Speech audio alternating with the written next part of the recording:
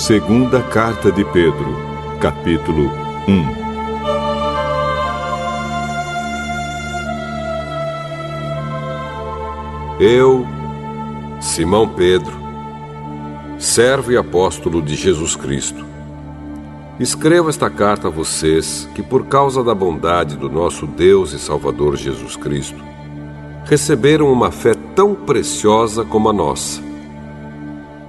Que a graça e a paz estejam com vocês e aumentem cada vez mais, por meio do conhecimento que vocês têm de Deus e de Jesus, o nosso Senhor.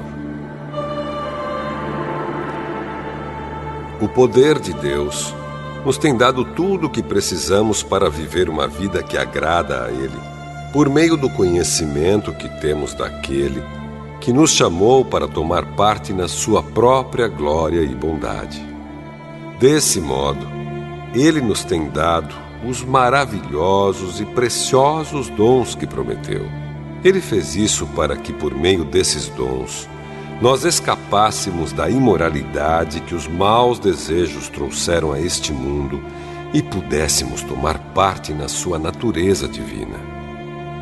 Por isso mesmo, façam todo o possível para juntar a bondade e a fé que vocês têm. À bondade, juntem o conhecimento e ao conhecimento o domínio próprio. Ao domínio próprio, juntem a perseverança e à perseverança a devoção a Deus. A essa devoção, juntem a amizade cristã e à amizade cristã, juntem o amor. Pois são essas as qualidades que vocês precisam ter. Se vocês as tiverem e fizerem com que elas aumentem, serão cada vez mais ativos e produzirão muita coisa boa, como resultado do conhecimento que vocês têm do nosso Senhor Jesus Cristo. Mas quem não tem essas coisas é como um cego ou como alguém que enxerga pouco e que esqueceu que foi purificado dos seus pecados passados. Portanto, meus irmãos, procurem ficar cada vez mais firmes na certeza de que Deus os chamou e escolheu. Se vocês fizerem isso, jamais abandonarão a fé, e assim receberão todo o direito de entrar no reino eterno do nosso Senhor e Salvador Jesus Cristo. Por isso, farei sempre com que vocês lembrem dessas coisas, embora já as conheçam e estejam firmes na verdade que receberam. Penso que, enquanto eu viver, é justo que faça com que vocês lembrem dessas coisas, pois sei que logo terei de deixar este corpo mortal, como o nosso Senhor Jesus Cristo me disse claramente. Portanto, farei tudo o que puder para que depois da minha morte, vocês lembrem sempre dessas coisas. Nós não estávamos contando coisas inventadas quando anunciamos a vocês a vinda poderosa do nosso Senhor Jesus Cristo, pois com os nossos próprios olhos nós vimos a sua grandeza. Nós estávamos lá quando Deus, o Pai, lhe deu honra e glória. Ele ouviu a voz da suprema glória dizer: "Este é o meu filho querido, que me dá muita alegria." Nós mesmos ouvimos essa voz que veio do céu quando estávamos com o Senhor Jesus no Monte Sagrado. Assim temos mais confiança ainda na mensagem anunciada pelos profetas. Vocês fazem bem em prestar atenção nessa mensagem, pois ela é como uma luz que brilha em lugar escuro até que o dia amanheça e a luz da estrela da manhã brilhe no coração de vocês. Acima de tudo, porém, lembrem disto: ninguém pode explicar por si mesmo uma profecia das Escrituras Sagradas, pois nenhuma mensagem profética veio da vontade humana, mas as pessoas eram guiadas pelo Espírito Santo quando anunciavam a mensagem que vinha de Deus.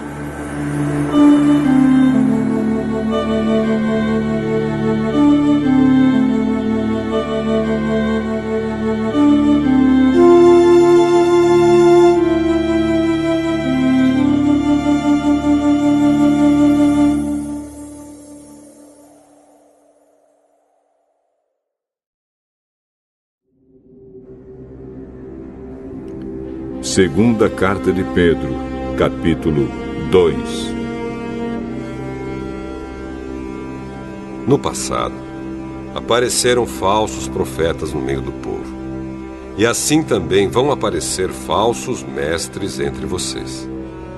Eles ensinarão doutrinas destruidoras e falsas e rejeitarão o mestre que os salvou. E isso fará com que caia sobre eles uma rápida destruição. Mesmo assim, muita gente vai imitar a vida imoral deles. E por causa desses falsos mestres, muitas pessoas vão falar mal do caminho da verdade. Em sua ambição pelo dinheiro, esses falsos mestres vão explorar vocês, contando histórias inventadas. Mas faz muito tempo que o juiz está alerta e o destruidor deles está bem acordado. Pois Deus não deixou escapar os anjos que pecaram, mas os jogou no inferno e os deixou presos com correntes na escuridão, esperando o dia do julgamento. Deus não deixou escapar o mundo antigo, mas trouxe o dilúvio sobre o mundo dos que não queriam saber de Deus. A única pessoa que ele salvou foi Noé, que anunciou que todos deviam obedecer a Deus. E Deus também salvou mais outras 7 pessoas. Deus condenou as cidades de Sodoma e Gomorra, destruindo-as com fogo, como exemplo do que vai acontecer com os que não querem saber dele. Ele salvou Ló, um homem bom, que estava aflito porque conhecia a vida daquela gente imoral. Todos os dias esse homem bom, que vivia entre eles, ficava muito agoniado ao ver e ouvir as coisas más que aquela gente fazia. Tudo isso nos mostra que o Senhor sabe como livrar das aflições as pessoas dedicadas a Ele. E também sabe como guardar os maus debaixo de castigo para o dia do julgamento. Ele castigará especialmente os que seguem os seus próprios desejos imorais e desprezam a autoridade dele. Esses falsos mestres são atrevidos e orgulhosos. Eles não têm nenhum respeito pelos gloriosos seres celestiais e os insultam. Ora, até mesmo os anjos, sendo muito mais fortes e poderosos do que esses falsos mestres, não os acusam com insultos na presença do Senhor. Mas esses homens agem por instinto, como os animais selvagens que nascem para serem caçados e mortos. Eles xingam aquilo que não entendem. Por tudo isso, eles serão destruídos como animais selvagens e pagarão com sofrimento o sofrimento que causaram aos outros. Eles têm prazer em satisfazer em pleno dia os seus desejos imorais. Quando se reúnem com vocês, são uma vergonha e um escândalo, divertindo-se o tempo todo com os seus modos enganosos. Não podem ver uma mulher sem a desejarem, e o seu apetite pelo pecado nunca fica satisfeito. Enganam as pessoas fracas e só pensam em ganhar dinheiro. Eles estão debaixo da maldição de Deus. Andam perdidos porque se desviaram do caminho certo. Seguem o caminho de Balaão, filho de Beor, que cobiçou o dinheiro que ia receber fazendo mal e foi repreendido por causa do seu pecado. Pois uma jumenta falou com voz humana e acabou com as loucuras do profeta. Esses falsos mestres são como poços sem água e como nuvens levadas pelo vento. Deus reservou para eles um lugar na mais profunda escuridão. Eles dizem coisas orgulhosas e loucas, e com os seus desejos impuros e imorais, enganam as pessoas que estão quase escapando daqueles que vivem no erro. Prometem liberdade a essas pessoas, mas eles mesmos são escravos de hábitos imorais, pois cada pessoa é escrava daquilo que a domina. Portanto, aqueles que chegaram a conhecer o nosso Senhor e Salvador Jesus Cristo e que escaparam das imoralidades do mundo, mas depois foram agarrados e dominados por elas, ficam no fim em pior situação do que no começo. Pois teria sido muito melhor que eles nunca tivessem conhecido o caminho certo do que depois de o conhecerem, voltarem atrás e se afastarem do mandamento sagrado que receberam. O que aconteceu a essas pessoas prova que são verdadeiros estes ditados. O cachorro volta ao seu próprio vômito e a porca lavada volta a rolar na lama.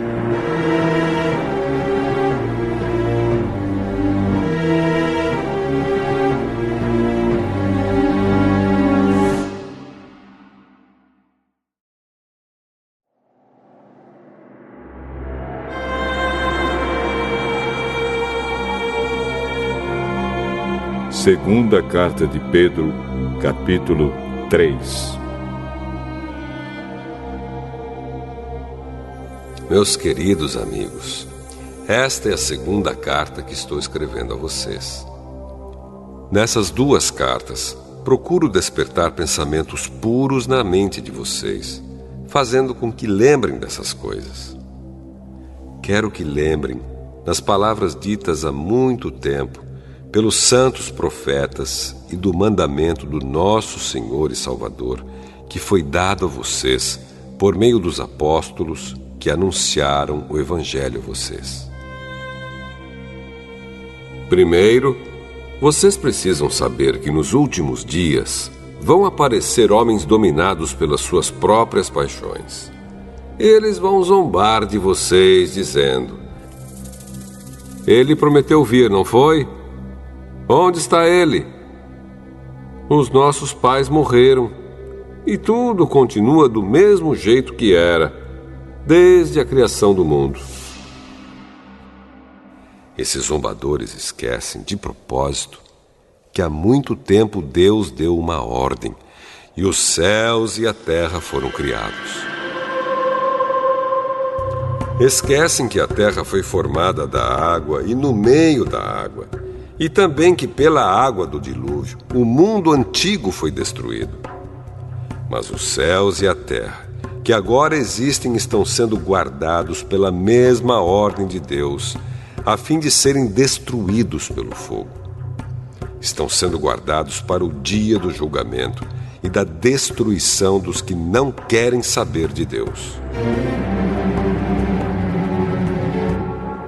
Meus queridos amigos, não esqueçam isto. Para o Senhor, um dia é como 1000 anos, e 1000 anos como um dia.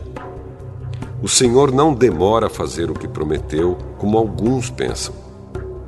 Pelo contrário, Ele tem paciência com vocês, porque não quer que ninguém seja destruído, mas deseja que todos se arrependam dos seus pecados. Porém, o dia do Senhor chegará como um ladrão.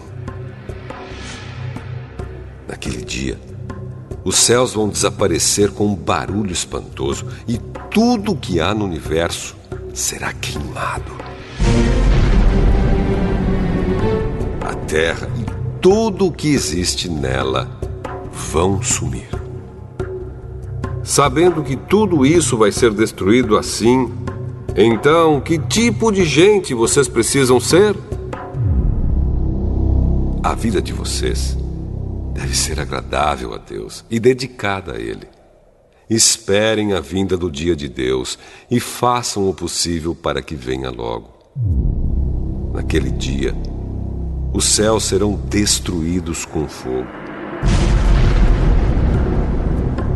E tudo o que há no universo ficará derretido. Porém, Deus prometeu, e nós estamos esperando um novo céu e uma nova terra, onde tudo será feito de acordo com a vontade dele. Por isso, meus amigos, enquanto vocês esperam aquele dia, façam o possível para estar em paz com Deus, sem mancha e sem culpa diante dele. Lembrem que a paciência do nosso Senhor é uma oportunidade para vocês serem salvos. Pois o nosso querido irmão Paulo, com a sabedoria que Deus lhe deu, escreveu a vocês sobre esse assunto. E foi isso mesmo que ele disse em todas as suas cartas quando escreveu a respeito disso. Nas cartas dele, há algumas coisas difíceis de entender, que os ignorantes e os fracos na fé explicam de maneira errada, como fazem também com outras partes das Escrituras Sagradas. E assim, eles causam a sua própria destruição. Mas vocês, meus amigos, já sabem disso. Portanto, tomem cuidado para não serem levados pelos erros de pessoas imorais e para não caírem da sua posição segura. Porém, continuem a crescer na graça e no conhecimento do nosso Senhor e Salvador Jesus Cristo. Glória a Ele, agora e para sempre. Amém.